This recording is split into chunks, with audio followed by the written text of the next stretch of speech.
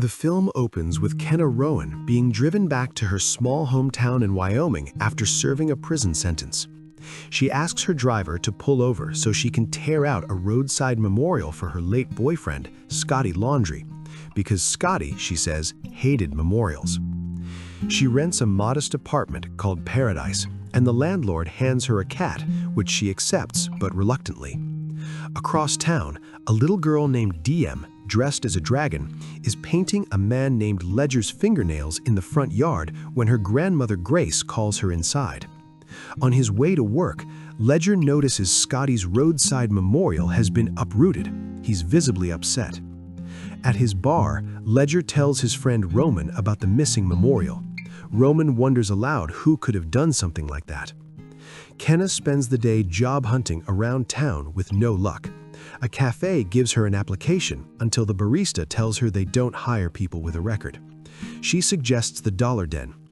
Standing outside the Dollar Den, Kenna is flooded with memories. This is where Scotty asked her out. She used to work the register there. She moves on to a bookstore where she and Scotty had once spent long, happy hours together. She discovers it has been converted into a bar. She learns that Ledger owns the place and made the change himself. Kenna orders a fancy coffee and is handed a cup of hours-old brew as it is a bar and it's surprisingly good. But when Ledger asks, she gives it 3 stars, blaming the missing caramel. Ledger notices her writing in a diary and asks about it. She brushes him off. She asks if he's hiring and he politely declines. She leaves and forgets her diary. Ledger goes after her, but she's already gone. She remembers and comes back. Ledger returns the diary, claims he didn't read it, and asks for her number as he walks her out through the back. She tells him she doesn't have a phone. There's a moment between them, something warm and unspoken, until a rush of painful memories breaks the spell.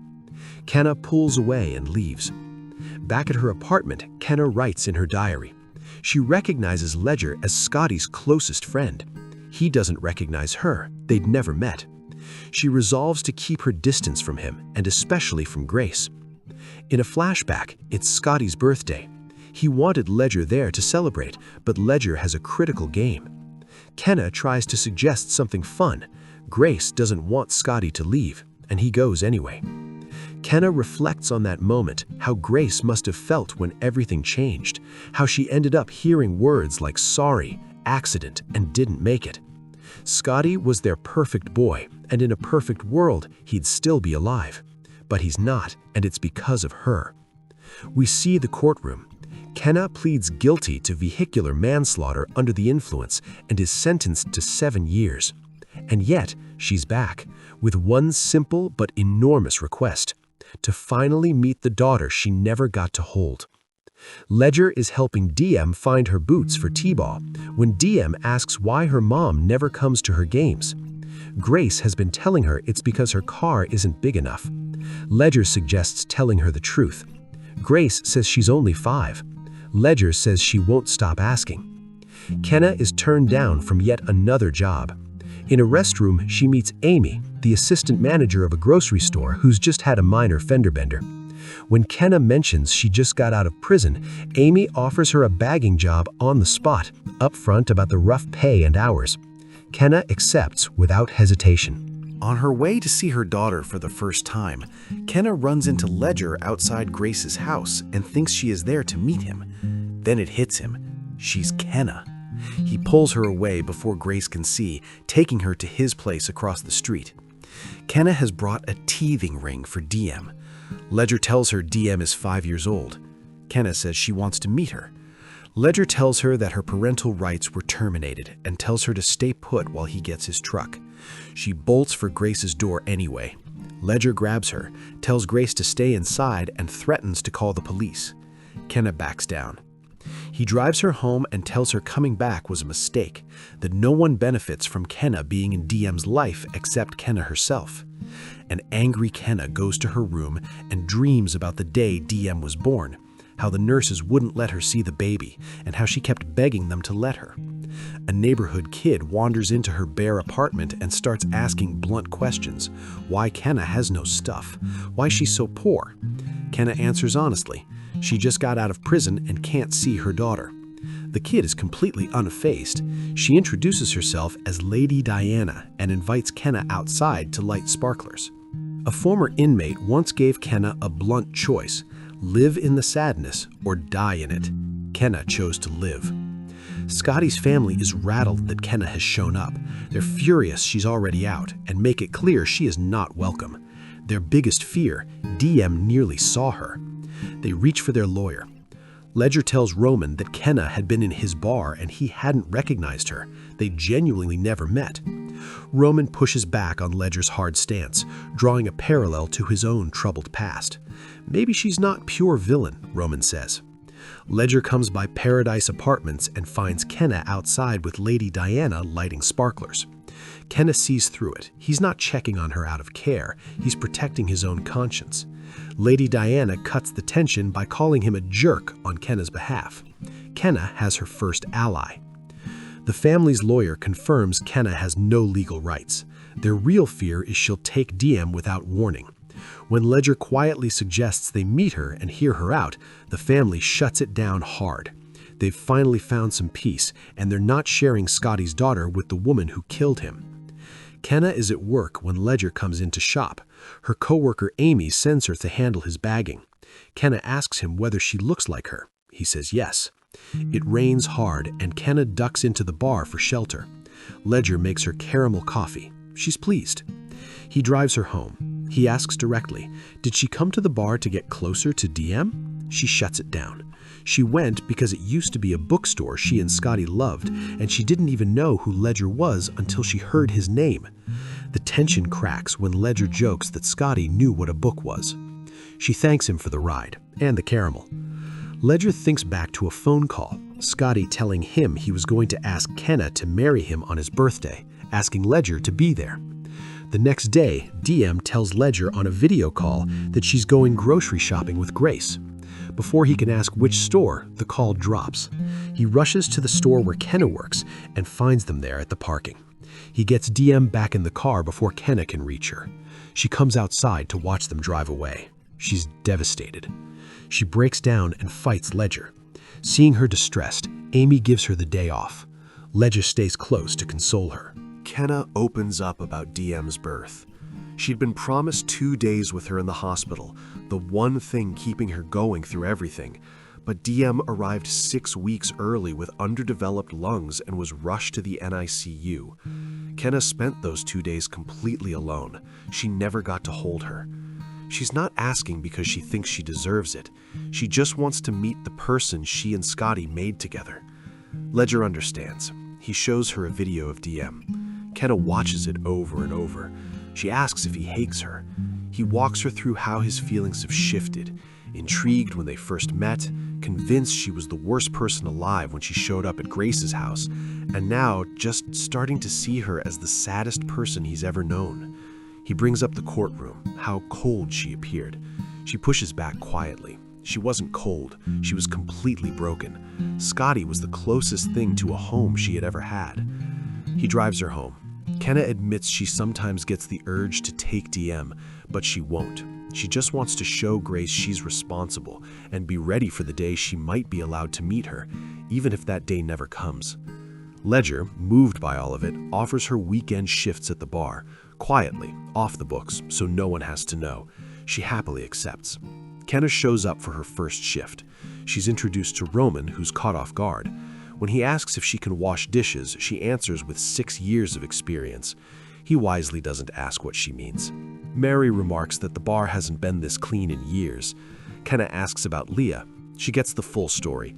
Ledger's ex-fiancé who broke things off about a year ago, not because she cheated, but because she was jealous of DM. The conclusion? Ledger is completely devoted to that little girl. Ledger can't believe how spotless the bar is. He offers to drive Kenna home. Mary teases him. On the way, she asks what DM is like. Ledger paints a small, warm picture. She loves animals, hates peanut butter, lives for snow cones, and has a fierce spirit. Just like her mother, he says. Kenna brings up Leah, and Ledger figures Mary talked, but Kenna reveals she actually heard most of it from Scotty. The mood lifts as she shares details only Scotty would know, including that they both cried watching The Princess Diaries and his signature catchphrase, the frickin' pigeon. Ledger asks about her notebook. She admits she writes letters to Scotty, and yes, she wrote about that night.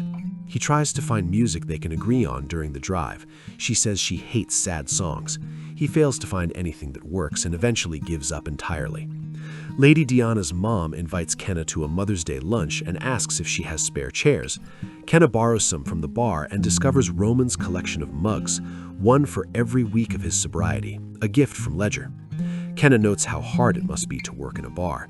Ledger remarks it'd be harder if Roman actually did any work and orders to push through a busy Friday night.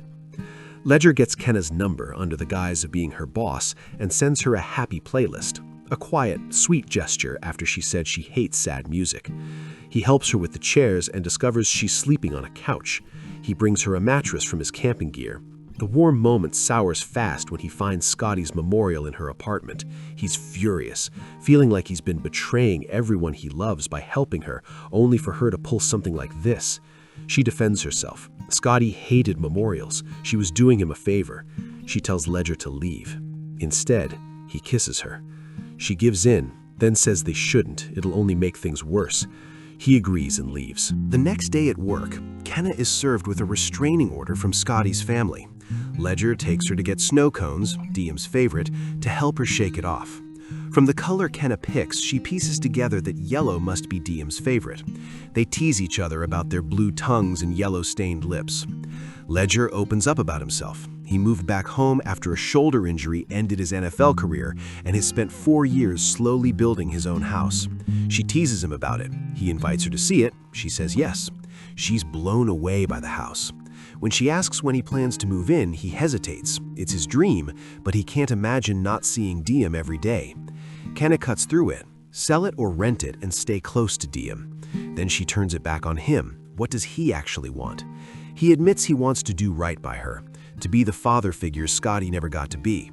Kenna takes his hand and tells him quietly that he can't live Scotty's life for him. Scotty's parents show up at the bar for a rare night out. Patrick heads for Ledger's truck, through the back where Kenna works. Sensing danger, she's already slipped out the back. Ledger visits Kenna afterward to thank her. She asks why he came all the way in the rain instead of just texting. He gently kisses her. They spend the night together.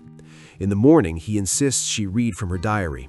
She reads him her latest letter to Scotty, confessing she slept with his best friend, that he makes her happy but that no one compares to Scotty. Ledger suspects the last part is flattery. She lets him think whatever he wants. It's Mother's Day. Ledger surprises Grace with flowers and she's deeply moved. Then Diem innocently asks what Mother's Day is and says she wants to get flowers for her mommy. Ledger promises her mom will get flowers and brings them to Kenna at her Mother's Day lunch. Ledger asks her to tell him what really happened the night of the accident. She reads from the letter instead. It was Scotty's birthday. They went to their favorite lake, skinny dipped, felt invincible. Afterward, while she was driving them to a diner, a front tire caught a pothole. The car skidded violently to the side of the road and flipped, landing upside down. She crawled out and made it to Scotty, but he was trapped and had no pulse. She ran to the highway screaming for help, but no one stopped. The last thing she remembers is the police taking her away. In questioning, she was told Scotty was still alive when they found him. His arm had been crushed. He hadn't died at the scene. She never knew that. She accepted 7 years without hesitation, feeling it wasn't even enough. But she didn't know she was pregnant. She had nothing left to live for until she did. Ledger tells her he's sorry she lost him. She's never heard those words before. Patrick stops by, finds Kenna there and is blindsided. Feeling betrayed, he asks Ledger whether Scotty was his best friend and walks out. Ledger meets him outside his house. Patrick asks directly if he's sleeping with her. Instead of answering, Ledger tries to defend Kenna, telling Patrick they've all misjudged her, that they've reduced her entire identity to her worst moment. Patrick punches him. Grace and Diem witness it. Patrick walks inside and shuts the door. Back at the bar, Roman asks if Ledger loves her. Ledger has no answers. Roman just hopes Ledger does the right.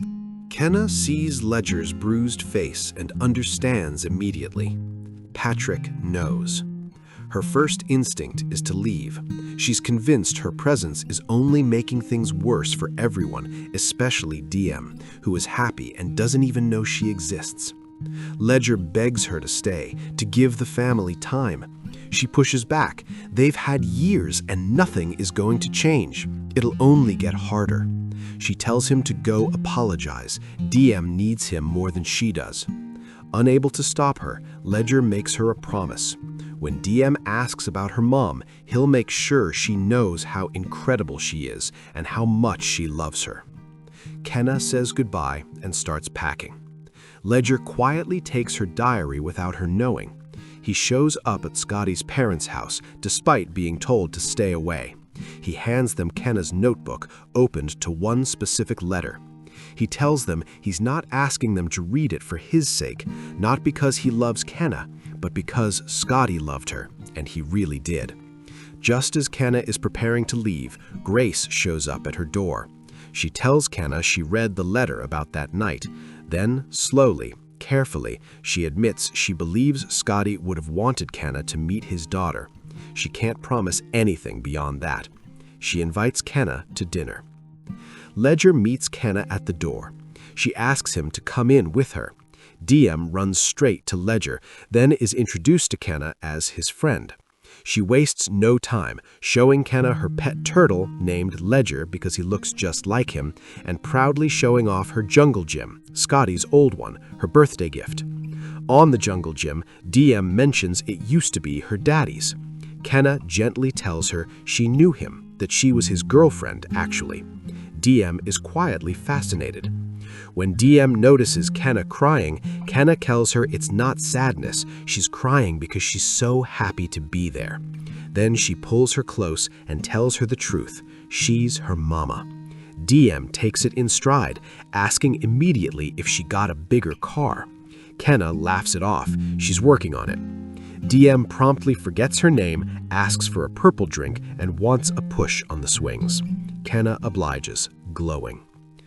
When Kenna offers to help Grace inside, Grace, in tears, tells her to go play with her daughter. They hold each other for a moment. Grace says simply, "We go forward." At dinner, DM sits on her mother's lap. Patrick tells Ledger that in all the years he's known him, since they were kids, he's never once given him a reason to doubt him. So if Ledger believes Kenna is worthy of DM, then he believes him too. A pigeon lands nearby. Patrick, of all people, drops Scotty's catchphrase, "That's a frickin' pigeon." Scotty, it seems, is still very much present. Kenna and DM plant a memorial together at Scotty's spot. DM asks why. Kenna tells her it'll make Nana happy to see it there. DM asks if it'll make her daddy happy too. Kenna says it'll make him so happy that they're together. DM hammers it into the ground herself. "Good job," says Kenna.